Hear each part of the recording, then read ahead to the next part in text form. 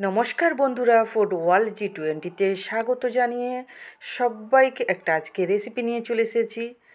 আজকে আমি এই রেসিপির জন্য এখানে মশলা নিয়ে নিচ্ছি। এখানে নিচ্ছি আমি 2 চামচ সাদা সর্ষে আর 2 চামচ কালো সর্ষে, আর দিয়ে দিচ্ছি 4টে কাঁচা লঙ্কা। এদিকে আমি আগে থেকে নারকেল করে রেখেছিলাম, নারকেল কোড়া আমি দিয়ে দিচ্ছি, আর নারকেল কোড়া আমি দেব 3 চামচ।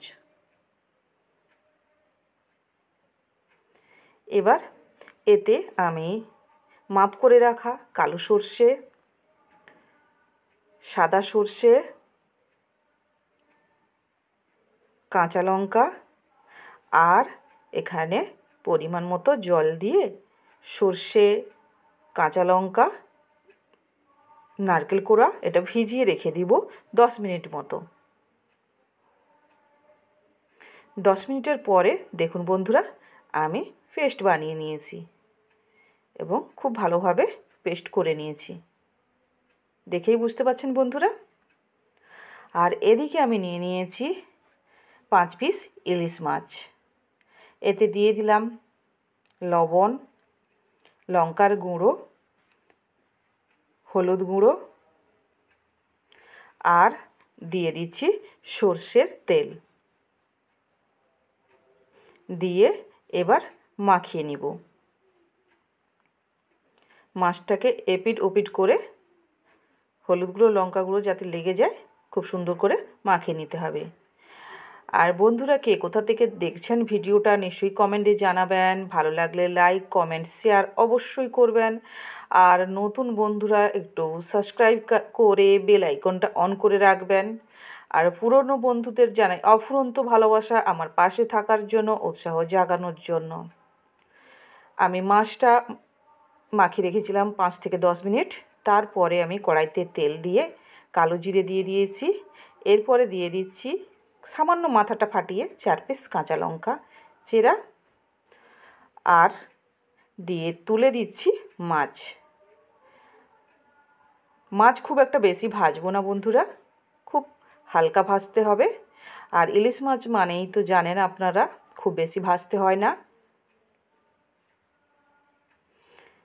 এবার মাছগুলোকে আমি এপিট ওপিট উল্টে নিব, জাস্ট শুধু উল্টে নিব।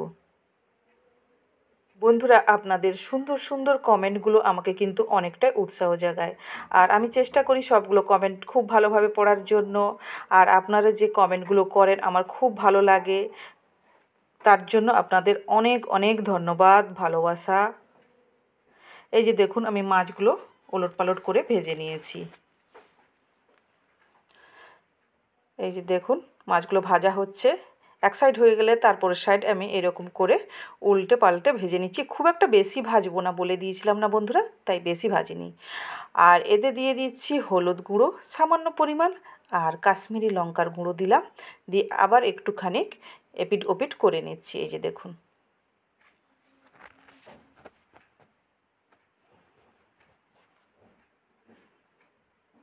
উল্টে দিয়েছি। এবার আমি এখানে 1 পিস বেগুন নিয়েছি, কেটে নিয়েছি লম্বা লম্বা করে, এরই সঙ্গে আমি দিয়ে দেব।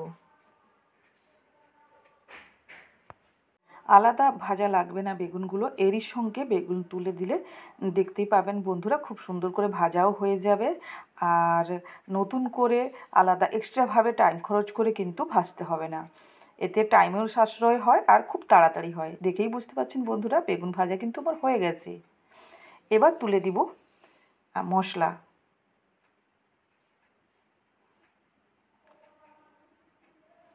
মশলাটা দিয়ে আমি একটু নাড়িয়ে নিচ্ছি। খুব সাবধানে নাড়াতে হবে, কারণ ইলিশ মাছ মানে খুব নরম। তারপরে বেগুনও ভাজা যেখানে হয়ে গেছে সেটাও খুব নরম হয়ে গেছে, তাই গোটা গোটা যাতে থাকে সে তার জন্য খুব সাবধানে নাড়তে হবে।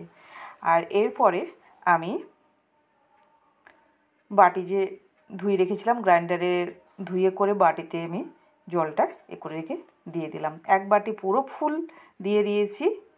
এবার মাছটাকে একটু ভালো করে সেদ্ধ করতে হবে, তার জন্য একটু বেশি করে জল দিয়েছি।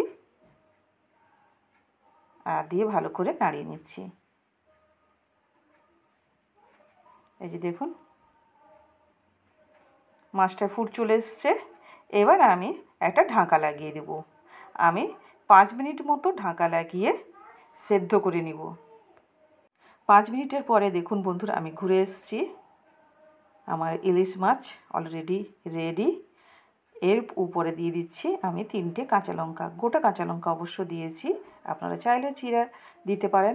আর উপর থেকে আমি 2 চামচ মতো তেল দিয়ে দিলাম, ছোটো চামচে 2 চামচ সরষের তেল, আমি বেশি দিলাম না আর বেশি দরকারও নেই বন্ধুরা, তাই কাঁচা তেলটা আমি আর খুব একটা বেশি দিলাম না। দেখুন আমার কিন্তু বেগুন ইলিশ নতুন পদ্ধতিতে নারকেল কোড়া দিয়ে রেডি। বন্ধুরা এতটাই লোভনীয়, এতটাই টেস্টি হয়েছে বলে বোঝানো যাবে না। আপনারা ঝটপট আপনারা বাড়িতে বানিয়ে নিন, তারপরে আমাকে জানান কতটা মজাদার হয়েছে। একবার এইভাবে আপনারা ইলিশ তো বিভিন্ন রকমভাবে আপনারা বানিয়ে খেয়েছেন, একবার আমার পদ্ধতিতে বানিয়ে করে খাবেন, তারপরে জানাবেন। ধন্যবাদ, ভালো থাকবেন, সুস্থ থাকবেন, টাটা।